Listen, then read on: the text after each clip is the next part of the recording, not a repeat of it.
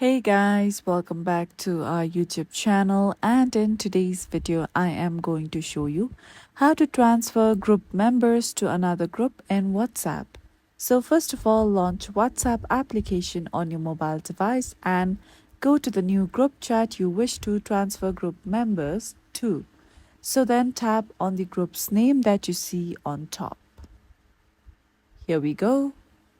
Now from here, scroll down below and then you'll see the option of export chat.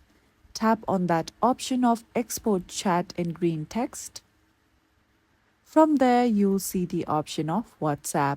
If you tap on it, you'll see various contacts or groups names on that list. Tap on the old group's name from where you want to transfer the group members from, and then after that, when they try to tap on that link, they will directly be led to the new group chat that you have created. So follow these easy steps and you will be able to transfer group members from one group to another in WhatsApp. So this is it for today's video, and at last, don't forget to subscribe to our YouTube channel for more upcoming videos.